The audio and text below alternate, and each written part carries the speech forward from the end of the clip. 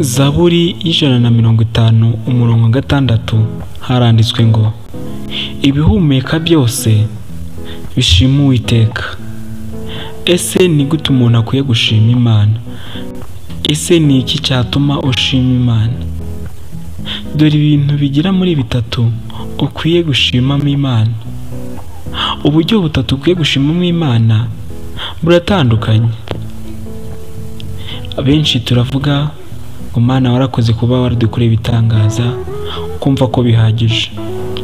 Reka da, ahubwo hari uburyo ugomba gushimamo Imana kugira ngo n'ibyo itaragukorera ibikore.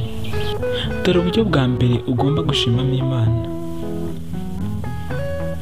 Twasomye umurongo wa Zaburi ibice 150 umurongo wa 6 utubwira ko ibihumeka byose bishima Uwiteka.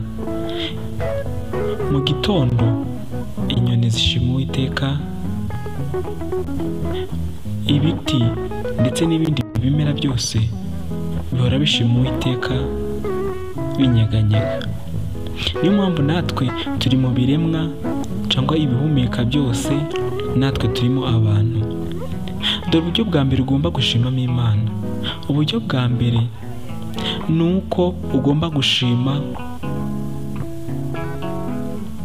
unahiga, ushima uyiga.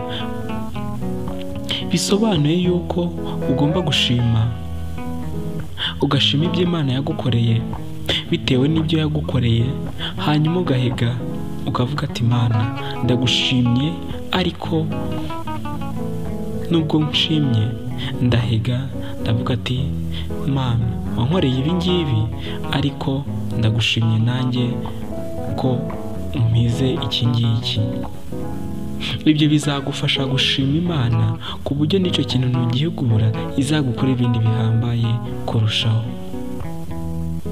Icyo ni ikintu cya mbere. Ikintu cya kabiri ugomba gushimamo Imana, shima watura imbere y'abantu. Gushima watura imbere y'abantu ni byiza cyane kuko bizana umugisha. Ese ni gute watura imbere y'abantu uri gushima Imana? Genda ahantu hatandukanye cyangwa ku bantu batandukanye uvuga ibyo Imana yagukoreye. Icyo gihe Imana izabiguheramo umugisha kuko uzaba ugaragaje imbaraga z'Imana mu gukora ibitangaza, ndetse bitume n'abantu bakumva bashima, nabo batuma bakorera Imana, kuko uzaba wateye motivation cyangwa umuhate wo kugira ute nabo kugira ngo bashime Imana. Ikindi cya gatatu ni ikihe? Ikindi cya gatatu ugomba gushimamo Imana cyangwa uburyo ugomba gushimamo Imana nta bundi, shima unasabira. Wowe ubwawe shima Imana, ariko usabire ibyo uri gushimamo Imana ko hari abandi.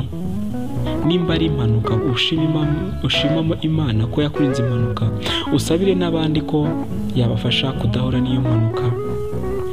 Icyo gihe Imana izagufasha kugira ngo yumve ko uyishimye, ariko unasabira n'abandi, kandi izabiguheramo umugisha. Icyo ni icya gatatu, shima unasabira n'abandi. Icyo gihe ni ibintu byiza cyangwa ni uburyo bwiza buzagufasha kugira ngo ugere ku ntsinzi yawe. Iyi ni YouTube channel yitwa Ubugingo bw'Ijuru TV. Turabakunda cyane kandi Imana ikomeze ibarinde.